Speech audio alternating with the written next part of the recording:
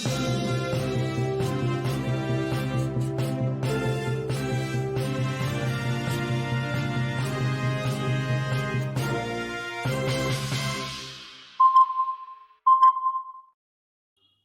दोस्तों, ocean network में आपका स्वागत है। 1 फरवरी यानी बजट, बजट भी नहीं कहना चाहिए, अंतरिम बजट। लेकिन इसी तरह का एक अंतरिम बजट पेश हुआ था 2014 के लोकसभा चुनाव से ठीक पहले, जो मनमोहन सरकार के वित्त मंत्री पी चिदम्बरम ने पेश किया था। और उसमें तमाम लुभावनी घोषणाएं की गई थी। ऐसा लग रहा था कि पिछले 5 साल में जितने विवाद हुए हैं, जितने भ्रष्टाचार हुए हैं, जितनी बदनामी हुई है सरकार की, तो वित्त मंत्री के जरिए और वो भी अंतरिम बजट के जरिए मनमोहन सिंह सरकार उन सारे पापों को, सारे भ्रष्टाचारों को, कुशासन को नेपथ्य में डालना चाहती है और पब्लिक को भ्रमित करके, लुभा करके चुनाव जीतना चाहती है। अब उसका नतीजा क्या निकला है, ये तो हमारे आपके सबके सामने है। कांग्रेस 44 सीटों पर सिमट गई। लेकिन हम ये देख रहे हैं 2014 से, जब से नरेंद्र मोदी प्रधानमंत्री बने हैं, उनके वित्त मंत्री चाहे कोई भी रहे हों, अरुण जेटली रहे हों या कोई और, या अब पिछले 5 वर्षों से निर्मला सीतारमण हैं, एक बार भी मुझे ध्यान नहीं आ रहा है कि उन्होंने वो हरकत की हो या उस तरह का प्रयास किया हो जैसा पी चिदम्बरम ने 2014 के अंतरिम बजट में किया था। सबकी निगाह हमेशा की तरह इस बात पर रहती है कि लोकसभा चुनाव से ठीक पहले या अलग-अलग राज्यों में भी विधानसभा चुनाव से ठीक पहले वहां की राज्य सरकारें या यहाँ की केंद्र सरकार बजट में क्या लेकर के आती है। तो इस बार का बजट देख करके कम से कम मुझे जो लगा वो तो मैं एक सेंटेंस में आपको बताता हूँ, बाकी तो हम चलेंगे विजय सरदाना जी के पास, जो आर्थिक मामलों के बहुत ही महीन जानकार हैं। मुझे लगता है कि मोदी सरकार के समय कम से कम ये देश जो है चुनावी वादों के चक्रव्यूह से बाहर निकल आया है, और जो एक आर्थिक सुधारों का क्रम चल रहा था अंतरिम बजट में भी उसी को हम देखते हैं। और कंटिन्यूटी, जो निरंतरता है, अलग अलग सेक्टर में जो प्रतिबद्धताएं हैं, वो भी इस बजट में दिखाई दे रही हैं। तो सीधे जुड़ लेते हैं विजय सरदाना जी से और इस चर्चा को आगे बढ़ाते हैं। विजय जी, बहुत स्वागत है आपका। नमस्कार। नमस्कार। प्रणाम। विजय जी, क्या कहेंगे अंतरिम बजट पर? पहली टिप्पणी क्या है आपकी? सर, पहली टिप्पणी यह है कि कोई मेजर डेवलपमेंट नहीं है। सरकार ने एक कंटिन्यूटी की बात करी है, कोई बड़ा ऐसा घोषणा या बदलाव नहीं किया है जिससे कंट्रोवर्सी हो, क्योंकि चुनाव का माहौल है। अगर एक ग्रुप को अगर सपोर्ट करते और दूसरे को नहीं करते तो कहीं ना कहीं एक विवाद का जन्म होता, तो वहां नहीं गए और उन्होंने सिंपल जो कंटिन्यूटी की बात है उसको जारी रखा और पिछले जो 5 साल में उन्होंने काम किए थे उसका एक लेखा जोखा जो है वो जनता के सामने रखा। और जहां तक बात है बजट की, तो इस बार प्रयास उनका यही है कि जनता को ये बताएं कि जो हमने पिछले 5 साल आपके लिए काम किया है वो हमारा जो एजेंडा है वो जारी रहेगा। तो ये ओवरऑल है सर। और जहां तक बात है कि इसके अलावा क्या बड़ी बातें हैं, तो वो ऐसा कोई बहुत बड़ा कोई घटना चक्र इस समय नहीं। हाँ, क्योंकि मैं देख रहा था कि प्रत्यक्ष अप्रत्यक्ष करों में कोई बदलाव नहीं है। किसी पर किसी तरह का कोई भार डाला भी नहीं गया है, किसी को कोई बड़ी रियायत या राहत दी भी नहीं गई है। और जो एक आरोप लगाया जाता है रेवड़ी कल्चर, जो अलग-अलग राज्यों में हम देखते हैं, वैसा भी कुछ नहीं है। हाँ, ये बात ज़रूर वित्त मंत्री ने कही है कि हमने पिछले 10 वर्षों में और वो भी नीति आयोग की रिपोर्ट का हवाला देते हुए कि करीब 25 करोड़ लोगों को गरीबी की रेखा से ऊपर लेकर के हम आए हैं। तो चुनाव से पहले थोड़ा बहुत तो सरकारें करती हैं, पर इस बजट में ये सरकार करती हुई दिखाई नहीं दे रही है। ओवर कॉन्फिडेंट है, या देश में जो एक वातावरण है और अभी भगवान राम मंदिर में जो प्राण प्रतिष्ठा हुई है, उसके बाद जो माहौल है, या उनका अपना खुद का भी जो कुल मिलाकर के परफॉर्मेंस है, जिसको लेकर के एक आश्वस्ति का भाव सरकार में और प्रधानमंत्री के बीच दिखाई देता है। शायद पब्लिक से जो रिस्पॉन्स मिल रहा है, उसको लेकर के वो आश्वस्ति का भाव है। तो वो कॉन्फिडेंट हैं कि 2024 का जो ये रण है, इसमें भी कामयाबी उनको मिल जाएगी। सो जब ऑपोजिशन ही नहीं है, तो आम आदमी और पॉलिटिकल लीडर्स जो भी हैं, सबको पता है कि आउटकम क्या आने वाला है। क्योंकि देखिए, अगर कोई चुनाव में सामने प्रतिद्वंदी हो, कुछ रणनीति हो, कोई नेता हो, कोई नियत हो, कोई नीति हो, कुछ तो होना चाहिए। आज एज ए वोटर हम भी फ्रस्ट्रेटेड हैं, टू बी ऑनेस्ट, कि अल्टरनेट क्या है। कम से कम एक विचार के लिए तो ऑप्शन हो, एक कंपैरिजन के लिए तो ऑप्शन हो, कि एक जो सत्तारूढ़ दल है वो ये जनता के लिए करना चाहती है और ऑपोजिशन का ये एजेंडा है। अभी तक तो ऐसा कुछ दिख नहीं रहा। तो एक हेल्दी डेमोक्रेसी के लिए अनफॉर्चुनेटली ये कोई बहुत सुखद स्थिति नहीं है, लेकिन जो स्थिति है वो हमारे सामने। लेकिन जहां तक बात है सरकार की, तो सरकार को पता है कि देखिए, सत्ता में तो मोदी साहब आ ही जाएंगे, ये तो कोई नकार नहीं रहा है, इवन ऑपोजिशन भी नहीं नकार। अब सवाल ये है कि हम लॉलीपॉप अभी दें इस बजट में, या चुनावी घोषणा पत्र में दें, या चुनाव के बाद दें। क्योंकि इस समय सर एक बात हमें और ध्यान रखनी होगी कि बजट में आपके पास बहुत ज्यादा प्रावधान नहीं है। जितना सरकार टैक्स रेवेन्यू इकट्ठा करती है, उसका ऑलमोस्ट 90 से 92% तो ऑलरेडी कमिटेड एक्सपेंडिचर, और जो बचा कुचा है वो थोड़ा बहुत आपका जो 7-8% है, जिसके अंदर आप सारा डेवलपमेंट वर्क करना है। और ये स्थिति किसी भी सरकार के लिए काफी चिंताजनक होती है। एक तरफ आपको बजट का घाटा कम करना है, क्योंकि अगर आप जितना ज्यादा मार्केट से बोरोइंग करेंगे, उतना ब्याज बढ़ेगा। आज भी जितना सरकार का अपना रेवेन्यू है, उसका करीब 41-42% इंटरेस्ट में सरकार को देना पड़ता है।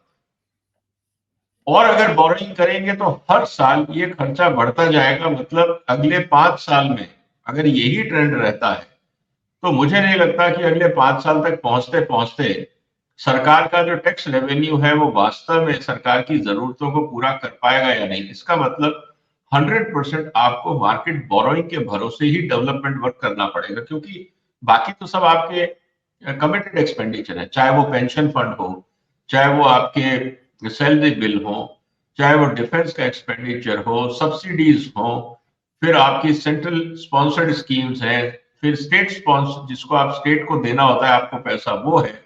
तो कुल मिला के सब कुछ फिक्स है, सिर्फ 7-8% आपके हाथ में बचेगा। अब या तो हम तेजी से इकोनॉमिक एक्टिविटीज को बढ़ाएं जिससे सरकार का रेवेन्यू बढ़े, एक स्थिति ये है। दूसरी तरफ सरकारें चुनाव से पहले, मतलब बिकॉज ऑफ पॉलिटिकल रीजंस, वो नहीं चाहती कि किसी भी तरह का कोई टैक्स इंपोज किया जाए। तो मुझे लगता है कि आने वाले समय में सरकार निश्चित रूप से कोई कड़े कदम उठाएगी टैक्स रिफॉर्म्स को लेके। जो एग्जम्पशंस है शायद उनको कमी की जाएगी, कुछ जगह पे रैशनलाइजेशन होगा, लेकिन इसका भी रास्ता कम है। क्योंकि सर एक ही ऑप्शन अब सेंट्रल गवर्नमेंट के पास बचता है, वो है डायरेक्ट टैक्स, आपका जो इनकम टैक्स को लेके। इनडायरेक्ट टैक्स जिसको हम आज जीएसटी बोलते हैं, उसके लिए जीएसटी काउंसिल है।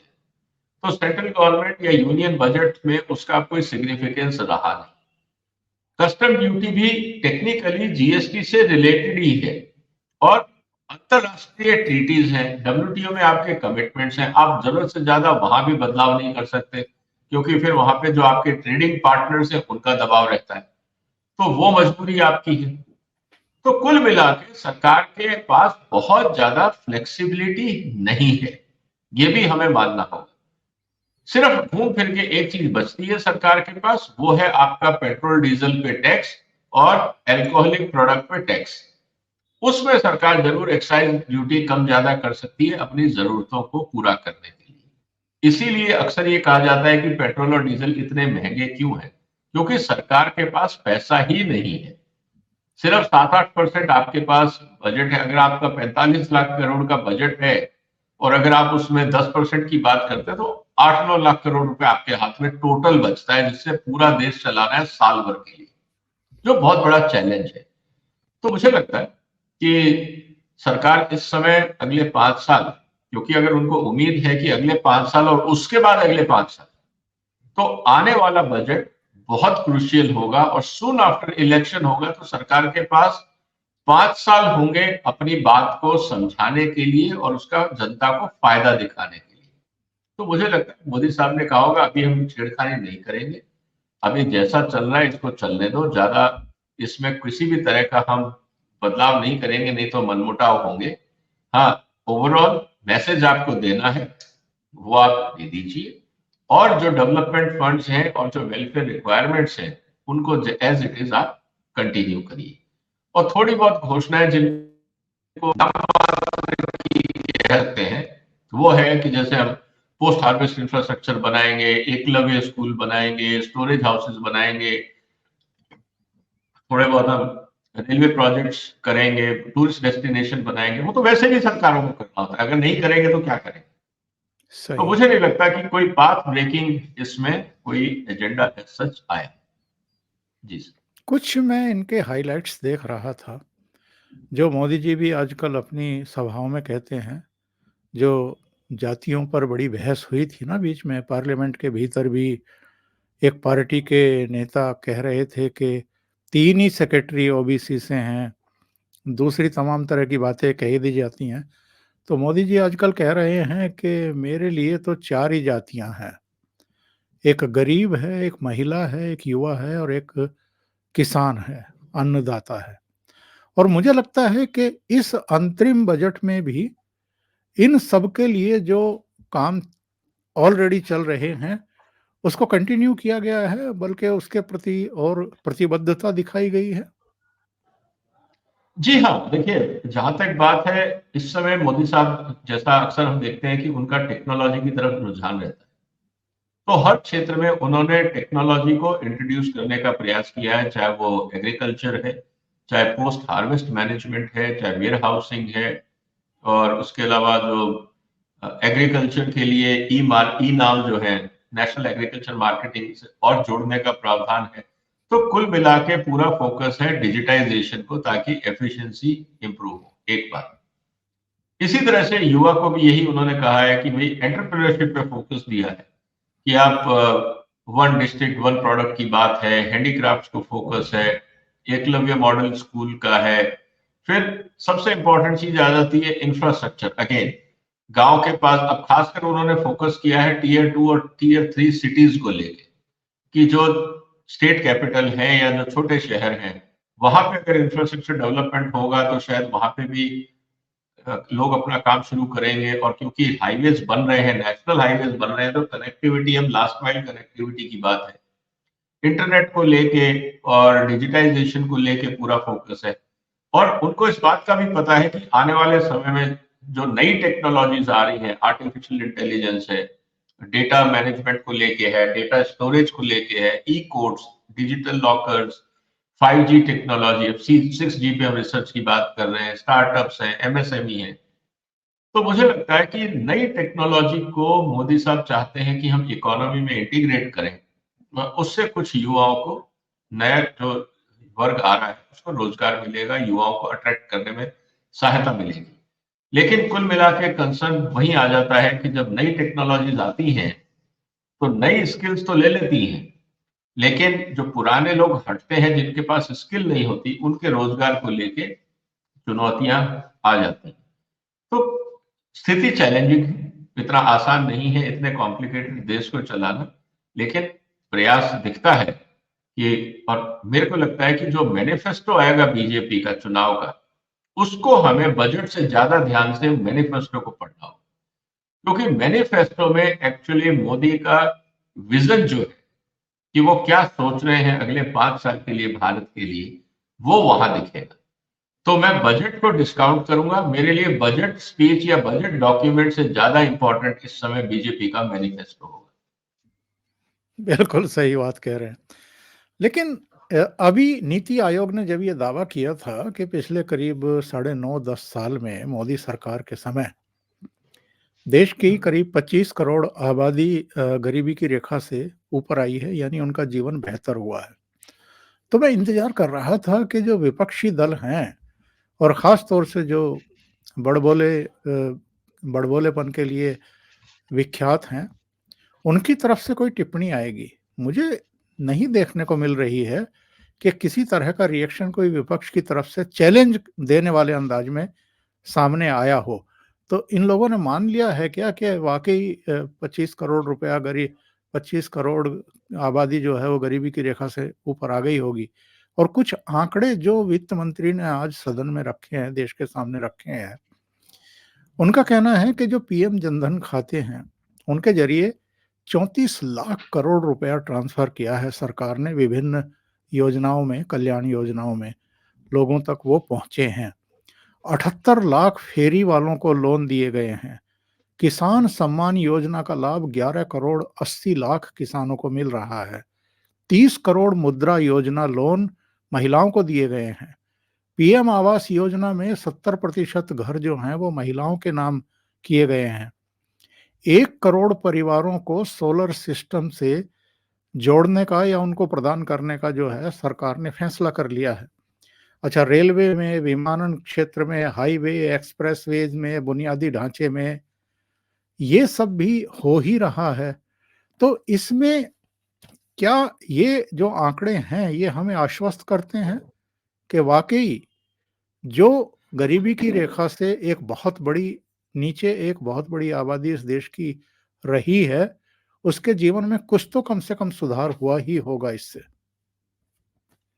देखिए सर, निश्चित रूप से जब कैश ट्रांसफर हुआ है, लोगों के खाते में गया है, तो जो एक्यूट क्राइसिस होती थी, जो एक्यूट पॉवर्टी होती थी, उसको एड्रेस करने में ज़रूर मदद मिलती है। आज आप ये नहीं कह सकते कि लोग भूख से मर रहे हैं, या अगर हम कहें कि वो समाचार नहीं आते कि खाने को नहीं था तो किसान ने आत्महत्या कर ली, या किसी परिवार ने आत्महत्या कर ली, या कोई भूख से मरा।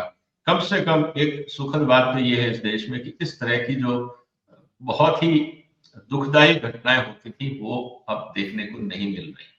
अगर हो भी रही है तो उसके बाद तो सुप्रीम कोर्ट का भी ऑर्डर था कि जो डीएम है, ये उसकी जिम्मेवारी है कि कोई भी उनके क्षेत्र में भूखा ना मरे या भूखा ना सोए। तो ये बातें इस बात को बहुत क्लियर है कि सरकार ने और कोर्ट्स ने इस बात को लेके बहुत ही ज्यादा सख्ती अपनाई है कि इस तरह के समाचार अगर किसी के क्षेत्र में आते हैं तो आपको भी पता है कि उस एरिया का डीएम और वहां के उसके ऊपर लेके बहुत ज्यादा पॉलिटिकल मुद्दा बन जाता है। और आजकल सोशल मीडिया का जमाना है, तो जिसकी भी सरकार होगी उसको झेलना बहुत मुश्किल होगा इस तरह की घटनाएं अगर देश में होती है। तो एक तो अच्छी बात है कि सरकारें सेंसिटिव हुई हैं, कोर्ट्स ने अपनी तरफ से दबाव डाला है, और जनता भी अब अलर्ट है। सोशल मीडिया का पूरा इस्तेमाल जनता करती है कहीं पे भी अगर गलत होता है, तो ये बात हमें समझने को मिली। दूसरा जो सबसे इंपॉर्टेंट चीज है कि सर, विपक्षी दलों में आज सबसे बड़ी प्रॉब्लम है कि तालमेल की कमी है। अब अगर कांग्रेस के किसी लीडर ने इस बात पे बोलना भी चाहा होगा तो शायद उनको राहुल गांधी की कंसेंट की या परमिशन की जरूरत होगी। और जब वो राहुल गांधी से परमिशन लेने की बात करेंगे, अब राहुल गांधी परमिशन दे रहे हैं, नहीं दे रहे हैं, कौन राहुल गांधी से बात करेगा? क्योंकि मुझे लगता है कि कांग्रेस में भी इस समय अंदर काफी बिखराव है, क्योंकि जितने भी प्रवक्ता आते हैं उनके भी स्टेटमेंट जो हम टीवी में बैठते हैं बात करते हैं, तो उनमें भी किसी तरह का कोई एनालिटिकल कंटेंट नहीं दिखता है। वो एक रटी रटाई बात करते हैं, क्योंकि उनके पास मुद्दा नहीं है, तो वो मोदी को एज ए पर्सन टारगेट करते हैं, ना कि सरकार को एज ए पॉलिसी। तो जब आप किसी को एज ए पर्सन टारगेट करते हैं, इसका मतलब आपके पास कोई तथ्य नहीं है, आपके पास कोई आर्ग्यूमेंट नहीं है। और जब आपके पास आर्ग्यूमेंट नहीं होता, एविडेंस नहीं होता, फैक्ट्स नहीं होते, तो आप फिर इंडिविजुअल को टारगेट करने लगते हैं, जो अपने आप बताता है कि यह आपका कमजोर पॉइंट है, आपके पास कुछ कहने को नहीं। तो ये बात हमारे सामने है। अब अपोजिशन की जहां तक बात है सर, अब अपोजिशन में बचा कौन? अगर आप लिस्ट उठा के देखना भी शुरू करें, मुझे नहीं लगता कि इनमें से कोई भी बजट डॉक्यूमेंट पढ़ता होगा या उसका एनालिसिस करता होगा। अनफॉर्चुनेटली सही इंडिया में सही बात। पॉलिटिशियंस के साथ रिसर्चर्स नहीं होते, जैसे दूसरे देशों में होता है। हर एक एमपी के पास उसका अपना एक 2-3-4 स्टाफ होते हैं जो डॉक्यूमेंट को पढ़ के एनालिसिस करके उनको बताते हैं, एडवाइजर्स होते हैं और अच्छे लोग होते हैं। रिसर्चर्स उनके साथ काम करते हैं, कोई पॉलिसी रिसर्च पे काम करता है, कोई गवर्नेंस पे काम करता है, कोई और किसी मुद्दे पे काम करता है जो उसकी कॉन्स्टिट्यूंसी से रिलेटेड हो। अनफॉर्चुनेटली हमारे यहाँ जो पॉलिटिक्स है वो मुझे लगता है कभी ना कभी कि हम लोग सिर्फ पर्क्स के लिए राजनीति में आते हैं, सेवा के लिए नहीं आते। और यही कारण है कि सिर्फ टैक्स पेयर का पैसा वेस्ट होता है और कोई टेंजिबल ना तो संसद के अंदर चर्चा हमें देखने को मिल रही है, ना संसद के बाहर। और ये एक डेमोक्रेसी के लिए अच्छी स्थिति नहीं है। वैसे तो विजय जी 2022 का टारगेट रखा था प्रधानमंत्री नरेंद्र मोदी ने कि हर सिर पर जो है अपनी छत होनी चाहिए और हम करेंगे ये। लेकिन हम जानते हैं कि इस देश की आबादी किस गति से बढ़ती है और किस तरीके से शहरीकरण हो रहा है, और शहरों में भी एक बड़ी आबादी किस तरह का जीवन जीने के लिए अभिशप्त है। पर इधर जो इस अंतरिम बजट में भी प्रतिबद्धता जाहिर की गई है, एक तो ये कहा गया है कि 2 करोड़ और घर जो हैं वो बनाए जाएंगे। 3 करोड़ घर ऑलरेडी बन चुके हैं, ये सरकार ने जानकारी दी है, दावा किया। और 2 करोड़ घर और बनाए जाएंगे, इनमें मोस्टली गांव में होंगे। इसके अलावा जो एक और महत्वपूर्ण घोषणा हुई है, जो टारगेट था अभी, वो 2 करोड़ महिलाओं को लखपति दीदी बनाने का था। इसको बढ़ा करके 3 करोड़ कर दिया गया है।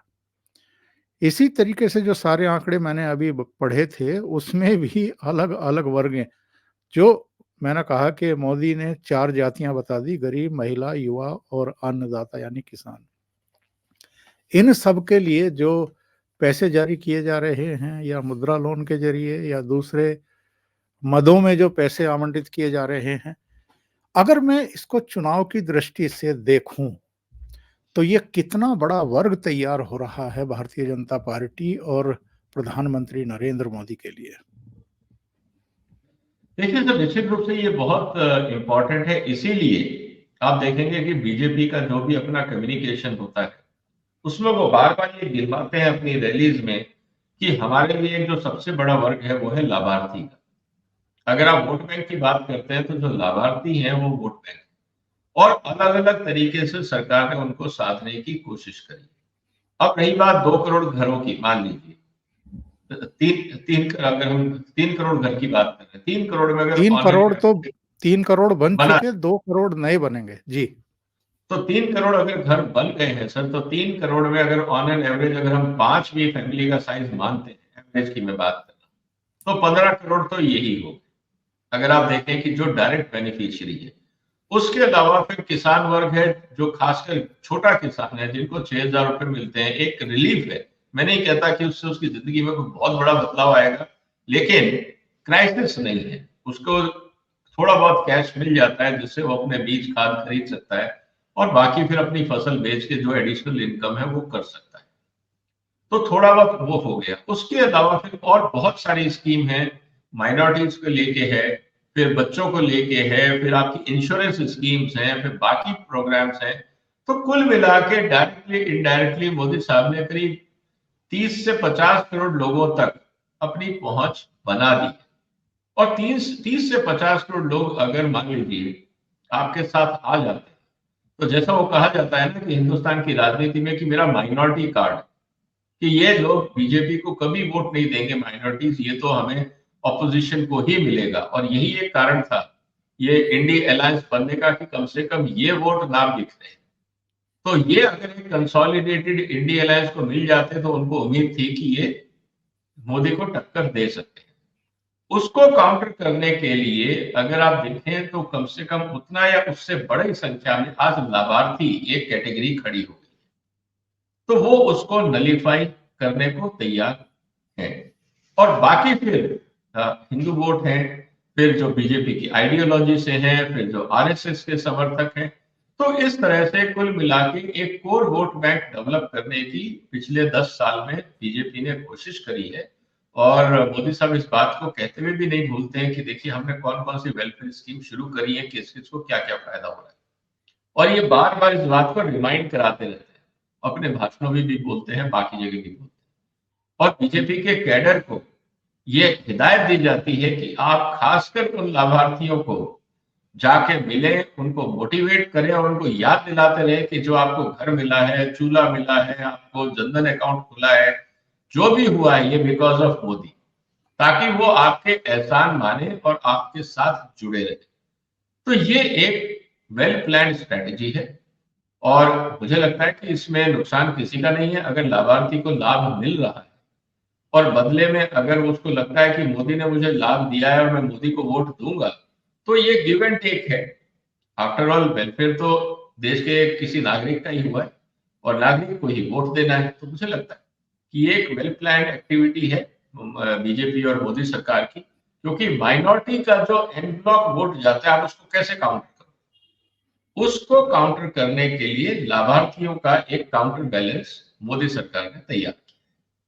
बिल्कुल सही बात आपने कही है। जीडीपी 7.3 की दर से बढ़ेगी, ये दावा किया गया है। इसके अलावा एक और महत्वपूर्ण घोषणा कर दी है वित्त मंत्री ने कि हम एक श्वेत पत्र लेकर के आएंगे और बताएंगे देश को 2014 में कहाँ खड़े थे, आज कहाँ खड़े हैं। नहीं, ये तो देखिए, ये तो पॉलिटिकल पार्टीज का हक है कि अपने ओपोनेंट को एक्सपोज करना। तो श्वेत पत्र लाने का तो वही एक कारण है और मुझे लगता है कि लाने में बहुत देर कर दी। ये तो 2014 में ही आना चाहिए था। लेकिन अब राजनीति तो टाइमिंग का खेल है। अब किस समय कौन सी चीज कहाँ कैसे इस्तेमाल करनी है, ये अगर पॉलिटिशियन से ज्यादा अच्छा कोई समझता होगा तो मुझे नहीं लगता कि इसके आगे कोई कहने की बात है। लेकिन हाँ, ये बात सही है और कहने में इसमें कोई इतराज होना भी नहीं चाहिए। तो अब ये आएगा तो हम भी देखेंगे कि किस तरह के जो गैप्स हैं और कौन से भ्रष्टाचार है। निश्चित रूप से वो ये दिखाएंगे कि देखिए इन्होंने इतने हजार करोड़ रुपए खर्चे और आउटपुट उसका नहीं मिला। तो ये सब चीजें हैं जो देखने को होंगी। विजय जी, बहुत बहुत धन्यवाद। आज आप दिल्ली में भी नहीं हैं, आउट ऑफ स्टेशन हैं, भागलपुर में हैं, फिर भी आपने समय निकाला ओशियन नेटवर्क के लिए, एक महत्वपूर्ण मुद्दे पर चर्चा की। आपका बहुत बहुत धन्यवाद। नमस्कार। नमस्कार। वंदे मातरम। वंदे मातरम।